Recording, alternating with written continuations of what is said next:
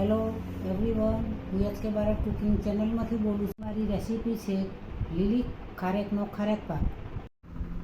લાલ લીલી ખારેક છે, તેનો ખારેક પાક બનાવવાનો છે. તો આ રીતે બજારથી લાવીને સરસ તૈયાર લાલ ખારેક છે. હવે તેને કટિંગ કરીશું. બોડીમાંથી લાલ ખારેકને કાઢી દીધી છે, છૂટી પાડી દીધી છે. હવે તેને કટિંગ કરીશું. કટિંગ કરવાની છે. અંદરથી ખારેકનો બીજ કાઢી નાખવાનો છે. આને લીલી ખારેક પણ કહેવાય, લીલી ખજૂર પણ કહેવાય છે.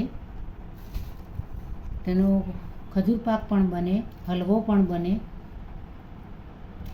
આ રીતે કટિંગ કરવાની.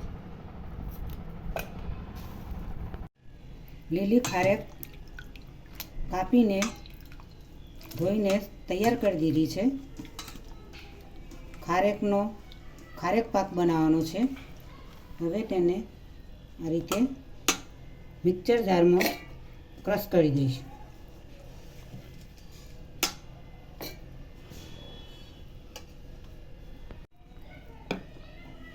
250 ગ્રામ ખારેક લીધી હતી લીલી, તેને મિક્સરમાં કટિંગ કરીને સરસ એવી ક્રશ કરી દીધી છે. જોડે દૂધ પણ છે, કપ જેવું. મૂકીશું ગેસ પર.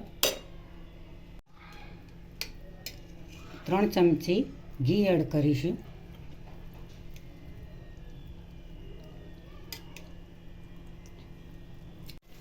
આ રીતે ક્રશ કરેલી ખારેકને ધીમે ધીમે આ રીતે હલાવતા જવાને છે. 5 મિનિટ જેવું એને શેકવાની છે. સરસ એવી ટેસ્ટી બનાવવાનો છે ખારેક પાક.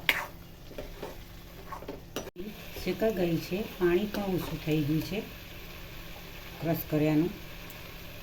હવે તેને અંદર દૂધ એડ કરીશું.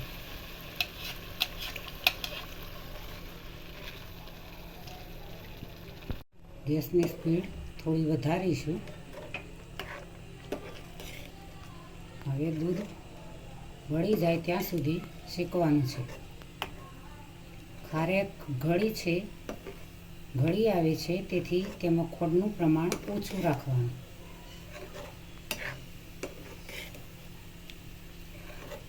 ખારેક ખાવા માટે ખૂબ જ સારી હોય છે. તેનાથી લોહી પણ બને છે ખારેક ખાવાથી.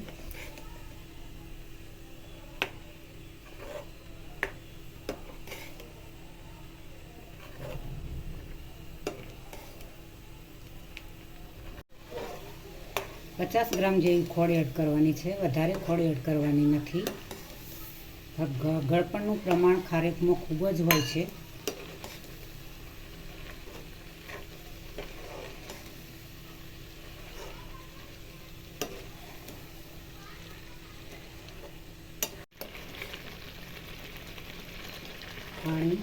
દૂધ પણ ખર્ચાવા લાગ્યું છે, ઓછું થવા લાગ્યું છે.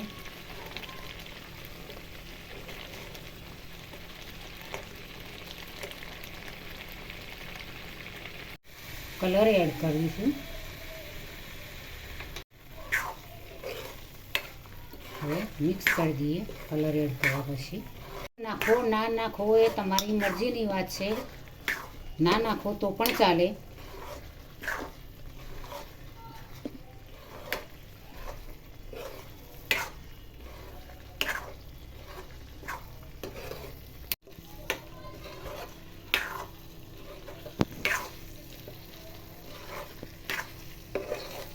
હવે સરસ એવો ખારેક પાક તૈયાર થવા લાગ્યો છે.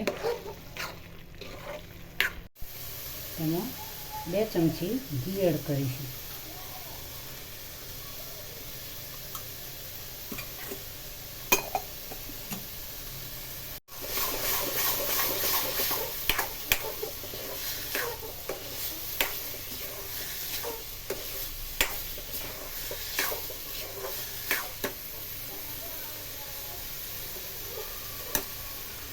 ડ્રાય ફ્રૂટ એડ કરીશું. એડ કરીશું.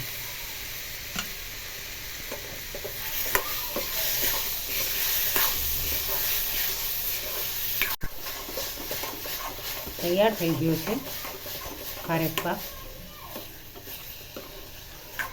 હવે ગેસ બંધ કરીશું.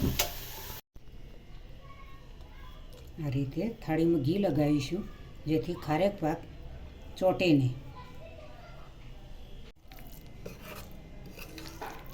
હવે પ્લેટની અંદર એડ કરીશું.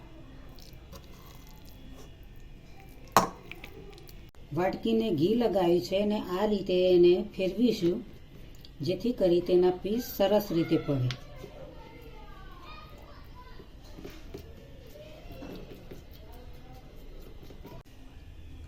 સરસ એવો મસ્ત એવો સ્વાદિષ્ટ એવો મીઠો ખારેક પાક તૈયાર થઈ ગયો છે. ખારેક પાક તૈયાર થઈ ગયો છે. સરસ એવો મસ્ત સ્વાદિષ્ટ અને ટેસ્ટી. તમારા મોઢામાં પાણી લાવી દે તે. હવે તેને 5 કલાક ફ્રીજમાં મૂકીશું. ફ્રીજની અંદર ખારેક પાક ઠરવા માટે મૂક્યો હતો. હવે આપણે બહાર કાઢી લીધો છે. હવે તેના પીસ કરીશું.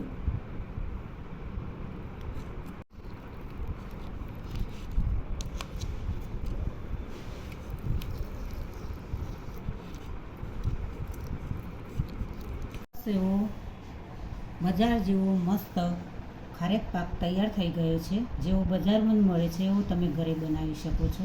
ઓછા સમયમાં અને સરળ પદ્ધતિથી બની શકે છે. ખારેક પાક છે આ રીતે તમે ડબ્બામાં ભરીને મૂકી રાખી શકો છો. જ્યારે મન થાય ત્યારે તમે ખાઈ શકો. ખારેકમાંથી હલવો પણ બને છે, ખારેક પાક પણ બને છે, અનેક વાનગીઓ પણ બનતી હોય છે. ખારેક તમારી પાચન શક્તિમાં મદદ કરે છે. પચવામાં સારી એવી પચવા માટે ખૂબ જ હલકી હોય છે.